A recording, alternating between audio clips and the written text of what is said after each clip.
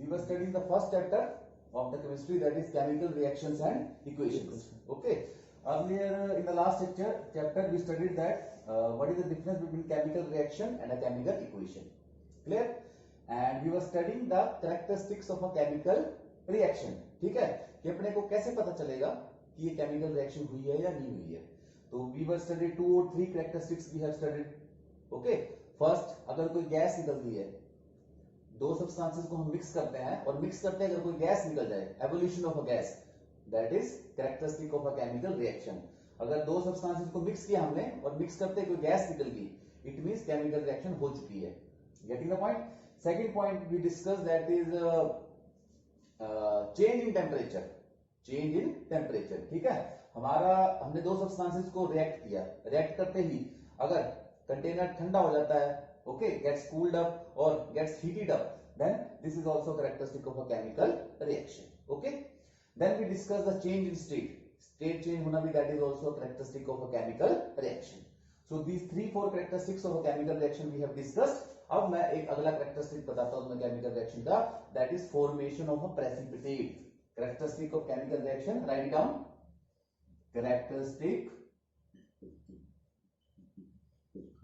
Characteristics of a chemical reaction. मतलब अपने को पता कैसे लगेगा कि chemical reaction होगी या नहीं हुई है, कौन से उसके लक्षण होंगे. Characteristics of a chemical reaction. Characteristics of a chemical reaction. Okay. So 2 or 3 characteristics we have discussed in the earlier video. Okay. So go through that video. Now the next character is formation of a precipitate. Formation of a precipitate. अगर दो substances को आप लोग mix करते हैं और बीच में एक प्रेसिपिटेट बन गया, बीच में क्या बन गया, प्रेसिपिटेट बन गया, देन हम बोलेंगे that it is a chemical reaction. ठीक है. सो प्रेसिपिटेट बनना, व्हाट इज द प्रेसिपिटेट, कि प्रेसिपिटेट होता क्या है. ठीक है. सपोज तुमने कोई सॉल्यूशन बनाया, तुमने चीनी ली दूध में घोल दी. ठीक है, जितनी घुलनी थी घुल गई. अगर तुमने ज्यादा चीनी डाली हुई है तो थोड़ी सी चीनी नीचे रह जाती है ना. ठीक है. सो सॉल्यूशन में जो चीज घुलती नहीं है, सॉलिड फॉर्म में रह जाती है, that is known as precipitate. Insoluble substances which don't get dissolved in the solution are called as precipitate.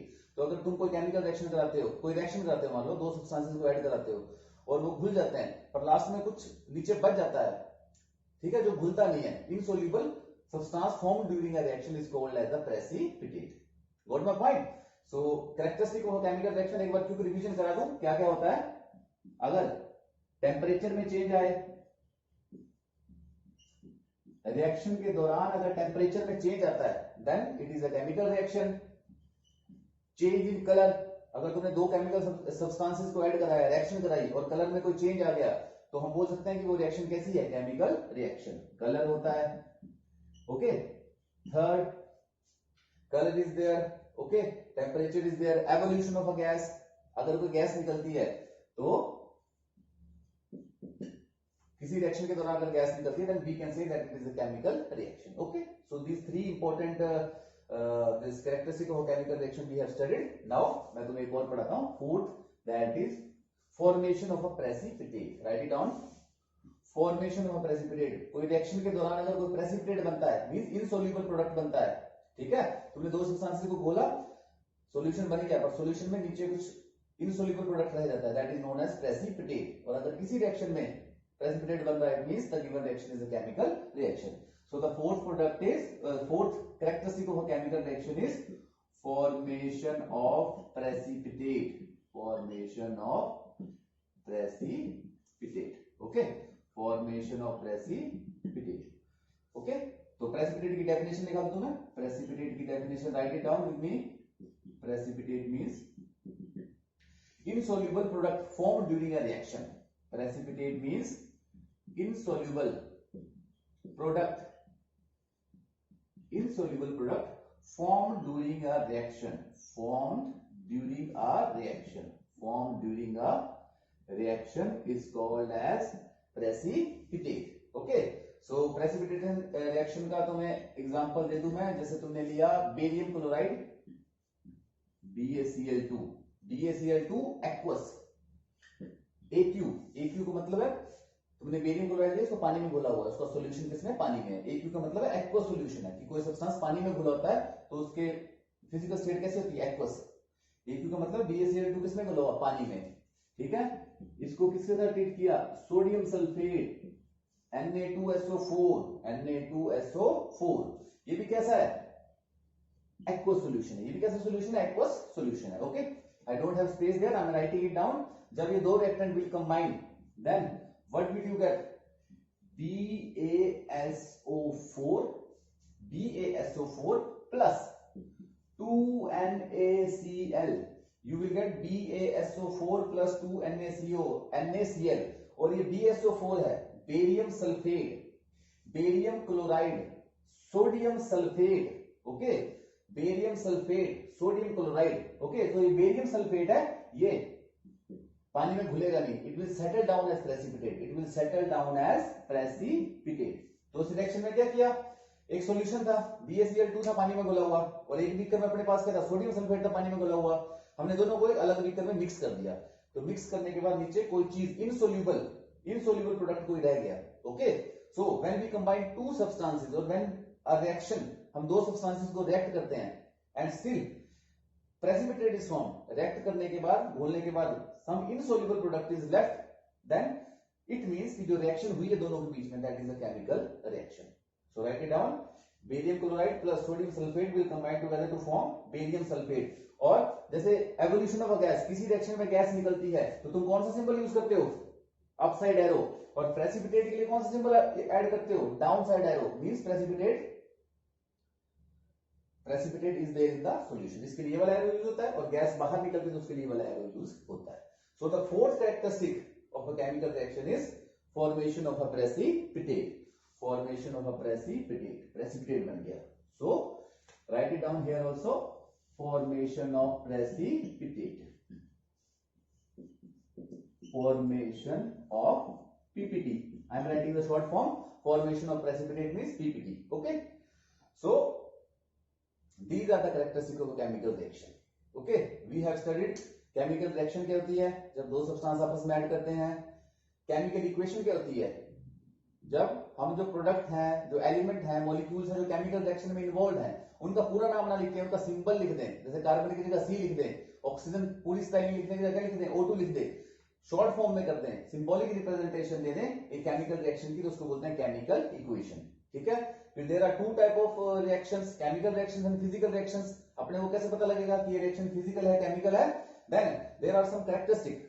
ठीक है, क्या होता है, अगर कोई रिएक्शन हुई, कोई दो सब्सटेंसेस तुमने रिएक्ट कराया और उनका टेम्परेचर या तो अप चला गया, एनर्जी रिलीज कर दी, या डाउन चला गया, ठीक है, टेम्परेचर में फर्क आ गया, change in temperature means chemical reaction हुई है। कलर चेंज हो गया, मिलाते ही दो सब्सटेंसेस को मिक्स किया, उनका कलर क्या हो गया, चेंज हो गया, then it is also a this example of characteristic of a chemical reaction. तुमने दो सब्सटेंसेस को ऐड कराया और गैस निकल गई, इट मींस केमिकल रिएक्शन हुई है। फॉर्मेशन ऑफ प्रेसिपिटेट, तुमने दो सब्सटेंसेस को ऐड कराया, ऐड करते क्या बन गया, प्रेसिपिटेट बन गया, it means chemical reaction is taking place. So these were the characteristic of a chemical reaction. Clear? So I am this take either take screenshot और notes बना लो पोस्ट करके वीडियो को। Now moving up, one activity is left, activity 1.1, activity 1.1, ठीक है। तो तुम्हारे this book की first activity है activity 1.1, activity 1.1, activity 1.1, activity 1.1, okay, activity 1.1। इस एक्टिविटी को करने के बाद we will move towards the type of chemical reactions, की कितने टाइप्स की होती हैं, और now after doing this activity we will learn about the balancing of chemical equations, की केमिकल इक्वेशंस को बैलेंस कैसे किया जाए। Okay, after this activity we will move toward the balancing of chemical equations. Activity 1.2 में क्या है, 1.1 में क्या है, you see your NCERT books, आपने एक बर्नर लिया, आपने क्या लिया, एक बर्नर लिया, ओके, बर्नर लैब में होता है, ओके, बर्नर लिया, एक मैग्नीशियम रिबन लिया आपने, okay, magnesium ribbon means ribbon तो आपने देखा होगा, सो मैग्नीशियम से बना हुआ रिबन लिया, उसको हीट किया, मैग्नीशियम रिबन लिया, उसको क्या किया, हीट किया।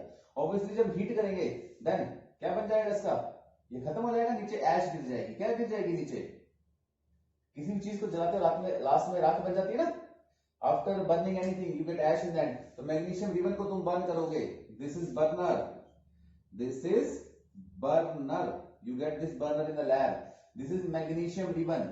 रिबन समझते हो कैसे होता है रिबन, उसी की तरह रिबन होगा but it is made up of magnesium. Okay, तो तुमने मैग्नीशियम रिबन लिया, I am using the symbol of magnesium Mg, capital M small g।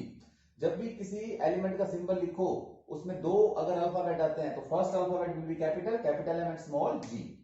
Magnesium ribbon ले लिया, उसको हीट किया, ऐश बन गई। Now the question comes, this is the product, reaction हुई ना, मैग्नीशियम को हीट किया मींस ऑक्सीजन के साथ कंबाइन किया, मैग्नीशियम किसके साथ कंबाइन किया, ऑक्सीजन के साथ कंबाइन किया और प्रोडक्ट बन गया। प्रोडक्ट क्या बना, ये this ash.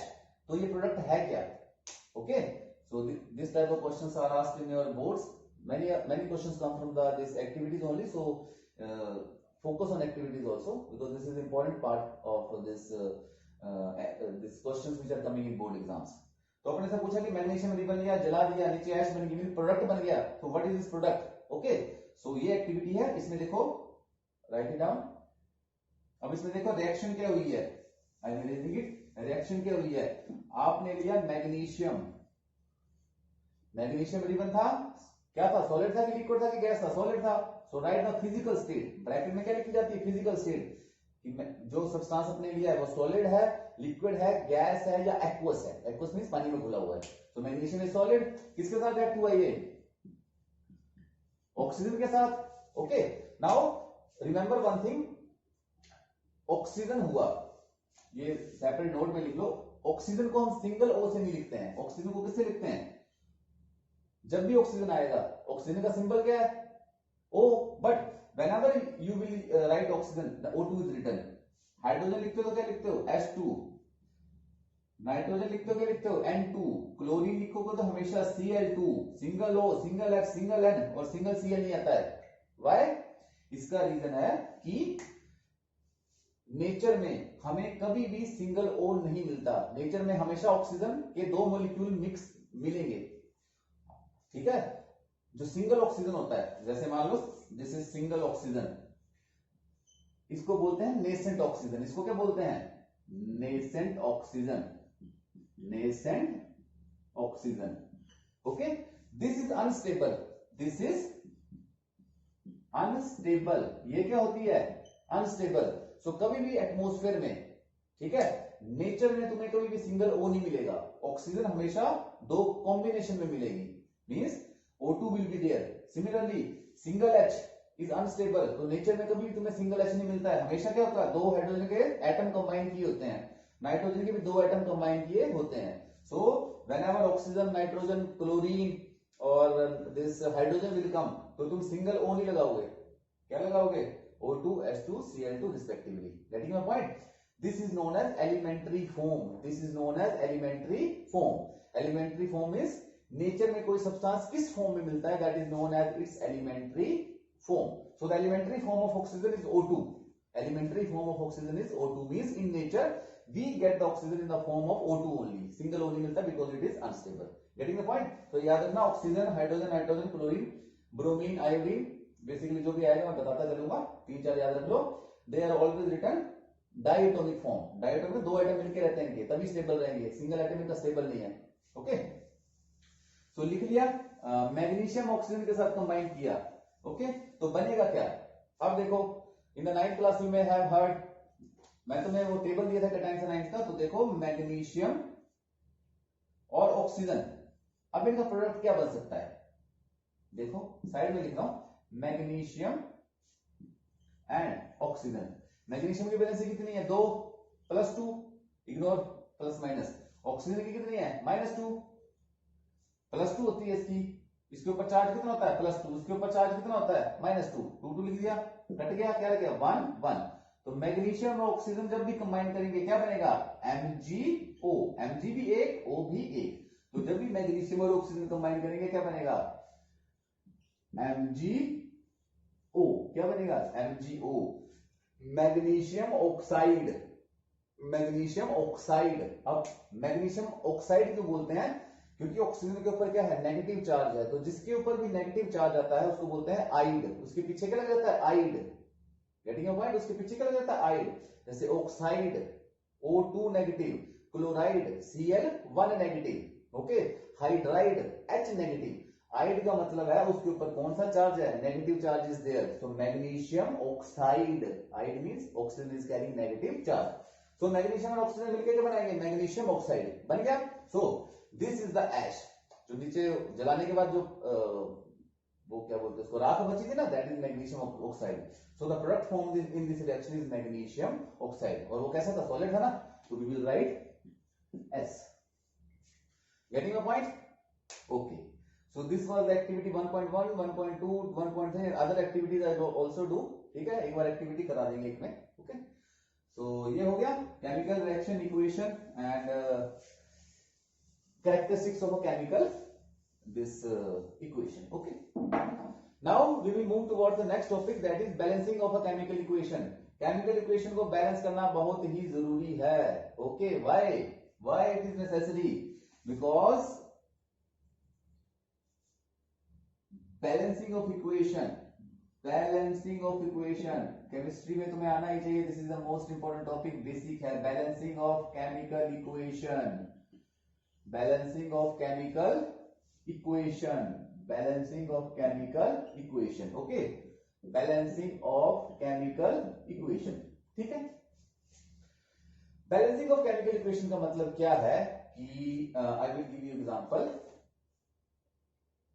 Carbon plus oxygen, ठीक है, फिजिकल स्टेट मेंशन नहीं कर रहा हूं, कंबाइन टुगेदर टू फॉर्म, या तो कार्बन डाइऑक्साइड बनाते हैं, डाई मींस O2, या कार्बन मोनोऑक्साइड बनाते हैं, मोनो मींस सिंगल ऑक्सीजन। मान लो यहां पे कितना बना दिया, कार्बन मोनोऑक्साइड ऐसे बना दिया। CO2 भी बनती है जब ऑक्सीजन की सप्लाई सफिशिएंट हो, एक्सेस ऑफ ऑक्सीजन मिलती है तो क्या बनती है, कार्बन डाइऑक्साइड, और जब ऑक्सीजन की मात्रा कम होती है तो carbon and oxygen combine to form carbon monoxide, okay. जैसे अंगीठी लेते तुम, कभी बोलते हैं कि कमरे में अंगीठी को रख के सोना नहीं चाहिए, क्यों, अंगीठी में कोयला पास होता है, ऑक्सीजन का स्पेस क्या होता है, कम होता है, कोयला मींस सी, कार्बन, तो ऑक्सीजन कम होती है, तो इस केस में कार्बन डाइऑक्साइड नहीं बनती है, क्या बन जाती है, carbon monoxide, this is carbon monoxide, single oxygen, carbon monoxide, this is a very poisonous gas, this is a very poisonous gas, तो ये बन जाती है। तो इसलिए इट इज एडवाइज्ड दैट वो अंगीठी जला के कमरे में सोना नहीं चाहिए। तो सपोज हमने लिमिटेड सप्लाई ऑक्सीजन की थी, ऑक्सीजन की सप्लाई कैसे मान ली हमने, लिमिटेड थी, लिमिटेड मतलब कम थी, तो क्या बन गया, कार्बन मोनोऑक्साइड, ओके। अब यहां देखो कार्बन 1 है, कार्बन 1 है, यहां ऑक्सीजन कितने हैं, 2 है, वहां ऑक्सीजन कितना है, 1 है, सो यहां ऑक्सीजन 2 है, यहां ऑक्सीजन क्या है, 1 है, so this is wrong, okay. So balancing of equation is required, ये इक्वेशन अनबैलेंस है, क्यों, कार्बन 1 है, वहां पे कार्बन क्या है, 1 है, यहां कार्बन ऑक्सीजन कितने हैं, 2 है, वहां पे ऑक्सीजन कितना है, 1 है, तो this is the unbalanced equation, this is unbalanced equation. Balance नहीं है मतलब कि number of molecules of reactant, ठीक है, और प्रोडक्ट सेम नहीं आ रहे हैं, यहां पे रिएक्टेंट ऑक्सीजन है, उसके 2 है, वहां पे 1 है, so this is unbalanced equation. जब बराबर हो जाएंगे दोनों, that is known as balanced equation.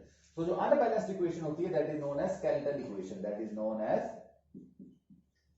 Skeletal equation, skeletal equation, that is known as skeletal equation, okay.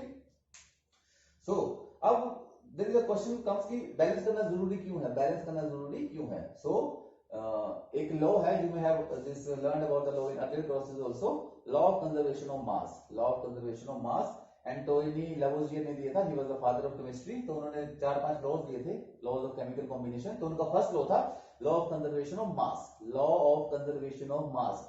ये क्या बोलता है, मास can not be created, neither be created nor be destroyed, mass can neither be created nor be destroyed during a chemical reaction. जब भी कोई chemical reaction होगी उसमें ना तो मास को क्रिएट कर सकते हो ना मास को डिस्ट्रॉय कर सकते हो, ओके। यहां पे कार्बन का मास कितना है, 12 ग्राम, एक ऑक्सीजन का मास कितना होता है, 16 ग्राम, ये याद कर लेना, atomic numbers you remember, atomic mass भी याद कर लेना। एक ऑक्सीजन का कितना 16 होता है, तो 2 ऑक्सीजन का कितना आ गया, 32 ग्राम, ठीक है। यहां पे देखो कार्बन का कितना है, 12 है, ठीक है, ऑक्सीजन का कितना है, 16 है, गेटिंग द पॉइंट। तो यहाँ पे भी हमने ऑक्सीजन ले लिया 32 ग्राम, वहां पे ऑक्सीजन रह गया 16 ग्राम, तो ऑक्सीजन का मास क्या हो गया, डिस्ट्रॉय हो गया। इस रिएक्शन के दौरान ऑक्सीजन का मास क्या हो गया, डिस्ट्रॉय हो गया। यहाँ पे 32 ग्राम ऑक्सीजन ली थी, 2 ऑक्सीजन के मॉलिक्यूल थे, एक का वेट 16 है, 2 का कितना 32 हो गया। And here we have got only 1 molecule of oxygen, sorry 1 atom of oxygen. तो ऑक्सीजन का कितना मास 16 ग्राम है, तो यहाँ पे तो ऑक्सीजन का मास डिस्ट्रॉय हो गया, which is against the law of conservation of mass, which is against the law of conservation of the mass, which states that mass can neither be created nor be destroyed during a chemical reaction. So इसलिए law of conservation of मास को satisfy करने के लिए हमें क्या करना पड़ता है, इक्वेशन को क्या करना पड़ता है, बैलेंस करना पड़ता है। ओके ठीक है। तो मान लो यहाँ पे ऑक्सीजन, अब मास को बात छोड़ दो, मास की बात भूल जाओ कि मास को कैसे बैलेंस करेंगे।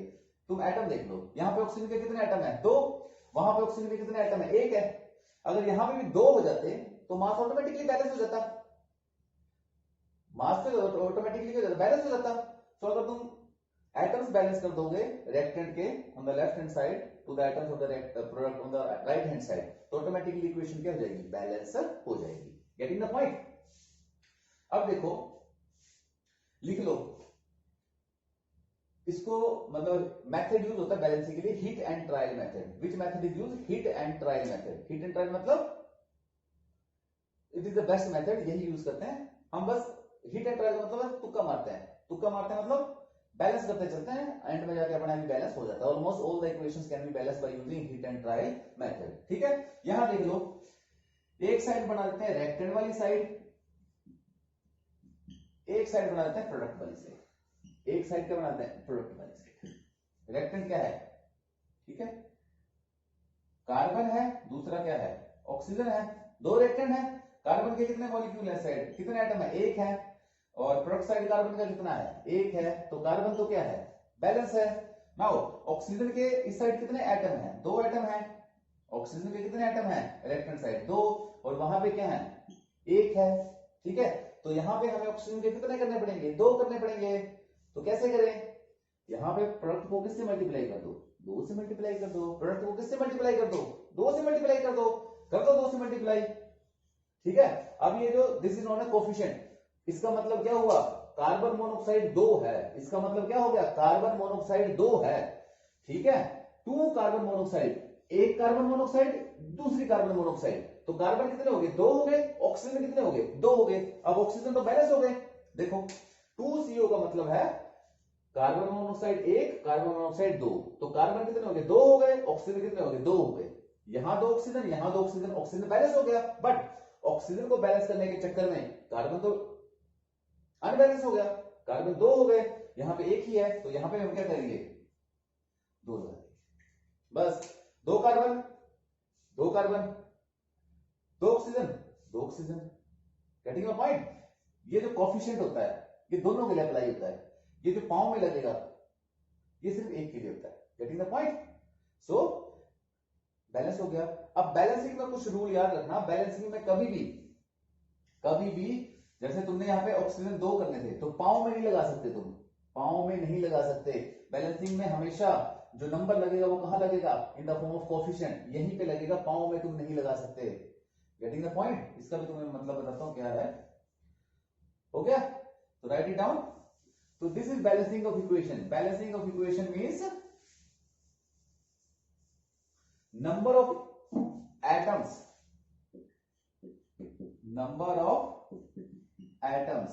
of each element,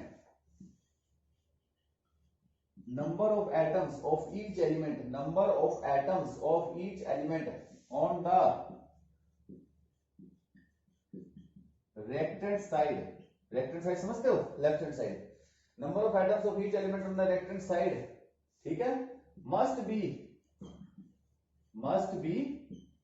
equal to number of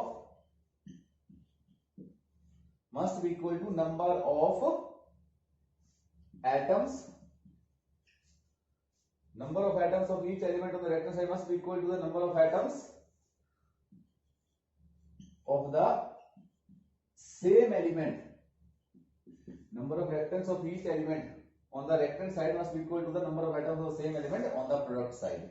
On the product side. Okay, carbon का एक था तो एक ही होना चाहिए था, ऑक्सीजन के दो थे तो दो ही होने चाहिए थे। Getting the point?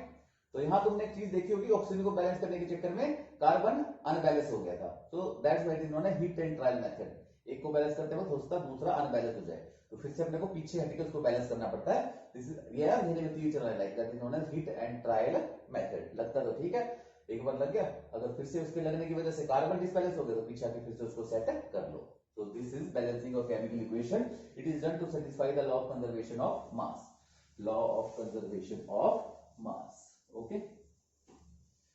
अब देखो एक और देता तुम्हें एग्जांपल इसका, Fe प्लस H2O।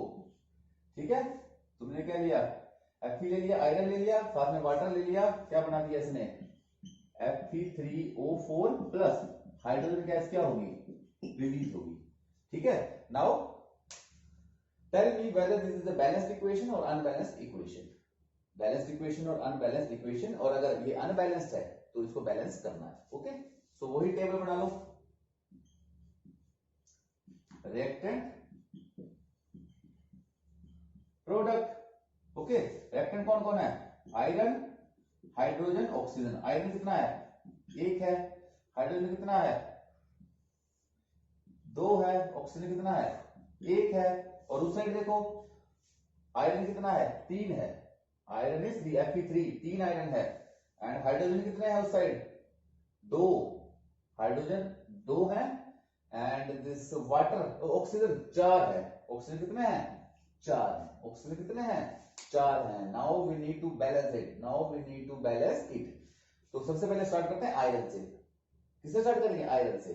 यहां वहां देखो आयरन, वहां पे तीन है, यहाँ पे कितना, एक है, तो एक को तीन से मल्टीप्लाई कर दो, बैलेंस हो गया। तो यहाँ पे क्या लगा दो, 3 लगा दो, it is balanced, first is done. Okay, now hydrogen देखो यहाँ पे दो है और वहां पे हाइड्रोजन कितना है, दो है, ये बैलेंस्ड है, इसको बैलेंस करने की जरूरत नहीं है।